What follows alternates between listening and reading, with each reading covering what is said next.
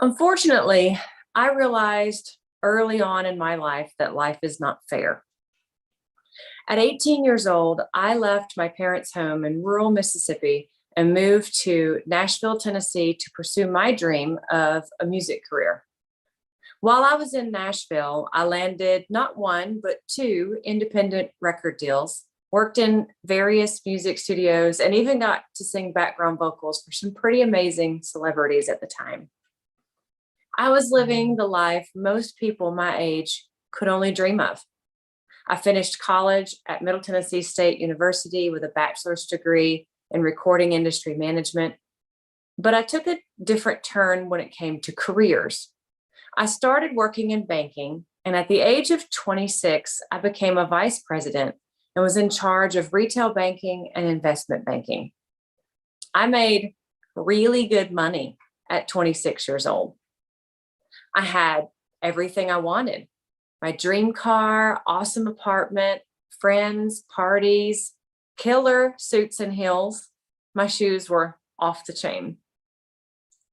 And I also met the love of my life during that time. We talked about marriage and having children. And like most Southern girls, I had my own scrapbook chart laid out. I had my wedding plan, what my kids were going to look like, what they were going to be when they grew up. The whole thing was scrapbooked out. In fact, now that I look back at it, it was probably a little creepy.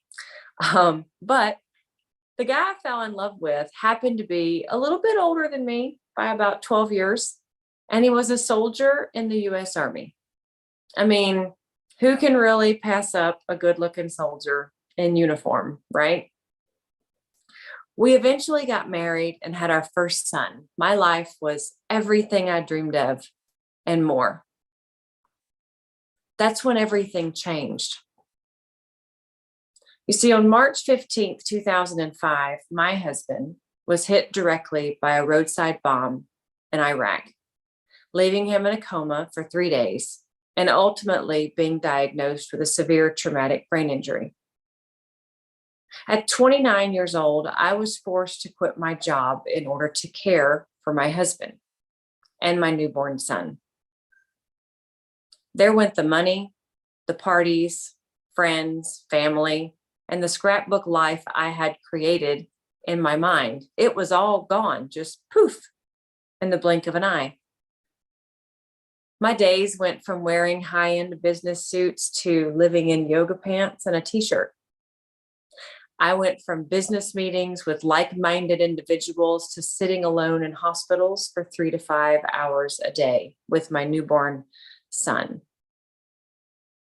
I went from having a 401k and a savings account to living off of nearly $800 a month from Social Security because that's all my husband was getting at the time. And might I remind you, we did that with a newborn. My name is Britnee Kinard, and I am a military caregiver.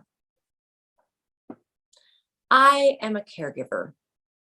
Never a statement I thought I would make so early in life, but yet here we are. I was put into a rare box where I am a caregiver between the age of 18 and 49 years old. According to caregiver.org, there are 43.5 million unpaid caregivers just like me. Half of those caregivers are between the ages of 18 and 49 years old. That's my category. People like me who found themselves one day without any warning under a new title. And in my case, it is a husband who was hit by a roadside bomb while serving in the armed forces. But it could be a loved one that suddenly got sick, or it could be someone that has been injured from a car accident. Being a caregiver never crossed my mind, much less not having the help to be a caregiver. I thought there were tons of resources, support programs, and respite for individuals that find themselves in situations such as these, only to find out that the majority of them are not available to caregivers in the 18 to 49-year-old range. My husband has over 56 injuries, including a severe traumatic brain injury and his most current diagnosis of cortical blindness. The explosion left him in a coma for 3 days at Camp Victory. And once he returned home, it took him 6 years to get his first rating decision from the Department of Veterans Affairs. In February 2010, my husband was approved for Social Security disability, and our family lived off of around $800 a month at the time because I had quit my job to care for him. Now, when my husband received his first disability rating from the Department of Veterans Affairs, it was only 30%. And I hope that most of you don't know how the VA rating system works, but to be clear, 30% yields you somewhere around $550 a month, plus or minus, depending upon if you're married and how many children you may have. So naturally, we used all of my 401k, all of my savings, and anything else we had in the bank to stay afloat. Now, my husband received his 100% total and permanent disability rating 10 years later, in February of 2021. That's right, y'all. 16 years after he was blown up. That is 16 years of unnecessary suffering, financial strain, and mental breakdowns for my family. Caregivers like me do not have access or are not eligible for programs like the Department of Aging, sometimes the Department of Veterans Affairs Caregiver Program, and Social Security under certain circumstances, and other state-funded programs that may benefit the elderly who oftentimes suffer from dementia and Alzheimer's.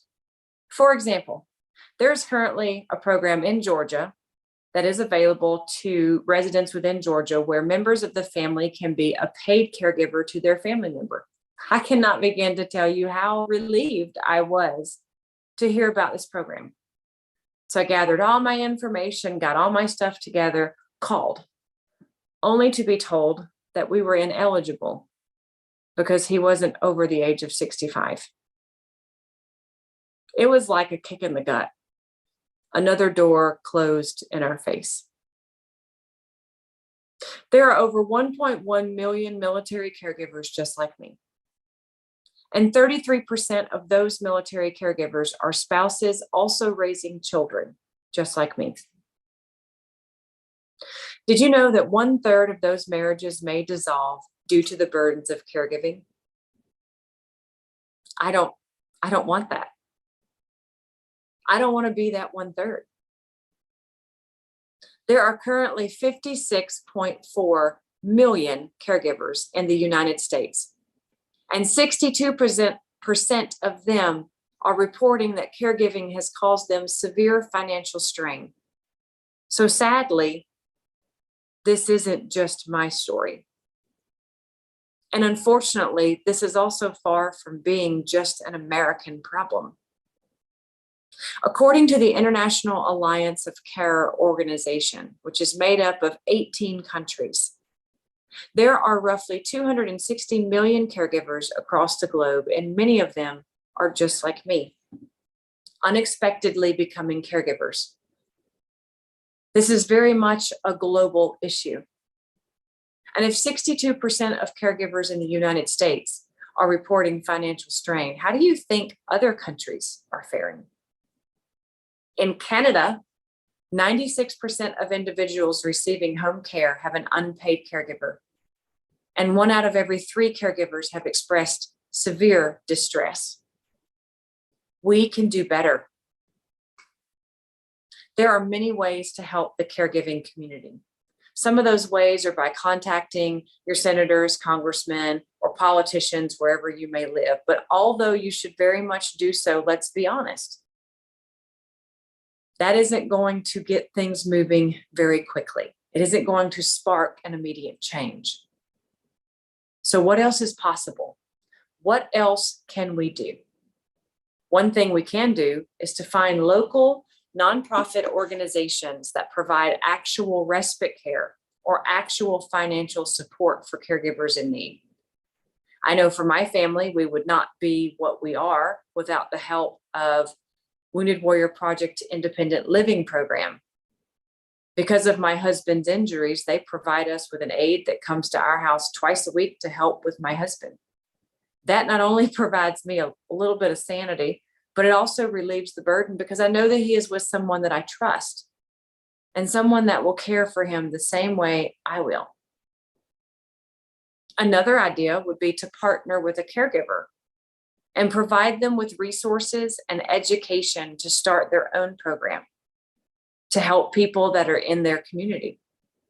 I was privileged enough to be able to start a nonprofit called the SD Gunner Fund. We provide service animals to veterans, first responders, and special needs children. Those service animals relieve certain burdens on caregivers of that individual. And they also give the recipient a sense of independence and confidence to move forward in their daily lives. So I boldly invite you to go out into your communities and to make a difference for a caregiver, because we can do better and we should do better.